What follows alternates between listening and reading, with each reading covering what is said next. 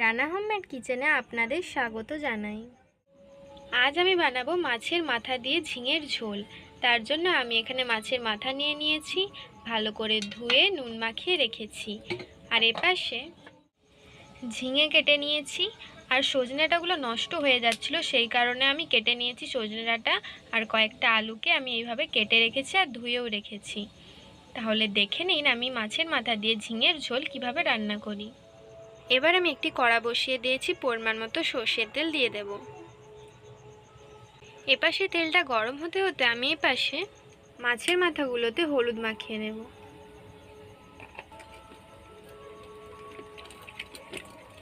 এই রেসিপিটা আপনার বাড়িতে অবশ্যই ট্রাই করবেন। আর আপনারা শুধু ঝিঙা দিয়ে এটা করলে আরও ভালো হবে, কিন্তু আমি ওখানে ওগুলোও নিয়েছি। মাখানো হয়ে গেছে, তেলটা গরম হয়ে গেছে। এবার মাছের মাথাগুলো আমি দিয়ে দেব। এবার উল্টে পাল্টে ভালো করে ভেজে নেব মাছের মাথাগুলোকে। যারা যারা আমার চ্যানেলটিকে আগে থেকেই সাবস্ক্রাইব করেছেন তাদেরকে অসংখ্য ধন্যবাদ। আর যারা যারা সাবস্ক্রাইব করেননি তারা জলদি সাবস্ক্রাইব করে দিন, যাতে নতুন নতুন রান্নার ভিডিও আপনারা দেখতে পারেন। ভালো করে কিন্তু মাছের মাথাগুলোকে ভেজে নিতে হবে। দেখুন আমি মাছের মাথাগুলোকে উল্টে পাল্টে ভালো করে ভেজে নিয়েছি। এবার এইভাবে আমি সবগুলো ভেজে নেব। এবার ওর মধ্যে আমি কেটে রাখা আলুগুলো ভেজে নেব। সব মাছগুলো আমার ভাজা হয়ে গেছে।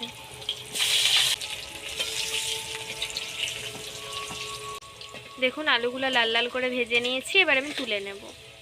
এবার ওই তেলের মধ্যে আমি অল্প পরিমাণে চিনি দিয়ে দেব, একটি তেজপাতা। এবার ওর মধ্যে আমি আগে থেকে একটা বড় সাইজের পেঁয়াজকে পেস্ট করে রেখেছি, ওটা দিয়ে দেব। আর একটি টমেটোকেও কুচিয়ে রেখেছিলাম, ওটাও দিয়ে দেব। এবার হালকা ভেজে নেব।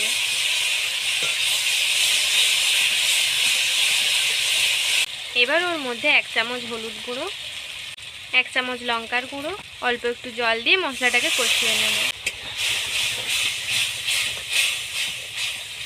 এবার ওর মধ্যে দিয়ে দেব 1 চামচ মতো রসুন বাটা, আর 1 চামচ মতো আদা বাটা, আর দিয়ে দেব 1 চামচ মতো জিরে গুঁড়ো দিয়ে আবার একটু মশলাটাকে কষিয়ে নেব।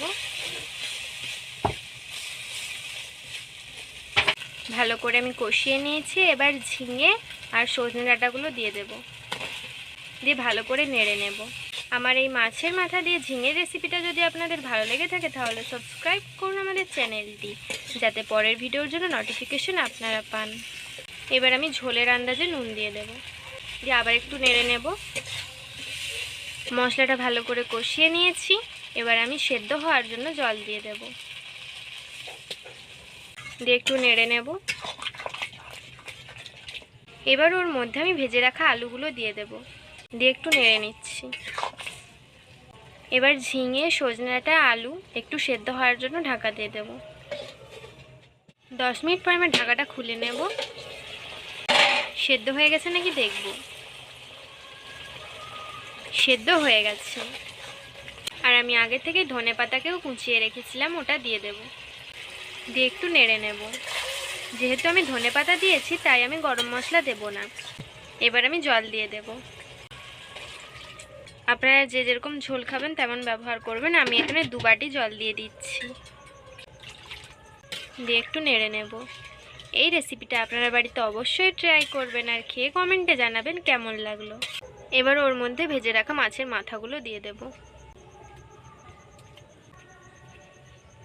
দিয়ে একটু নেড়ে নিচ্ছি। এবার ফুটে গেলে আমি নামিয়ে নেব। দেখতেই পাচ্ছেন ঝোলটা ফুটে গেছে।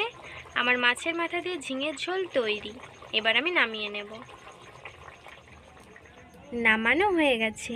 এটি দেখতেও যেমন সুন্দর হয়েছে, গরম গরম ভাতের সাথে দারুণ লাগবে খেতে। তো আপনারা বাড়িতে অবশ্যই ট্রাই করবেন। তো ভালো থাকবেন, সুস্থ থাকবেন, টাটা।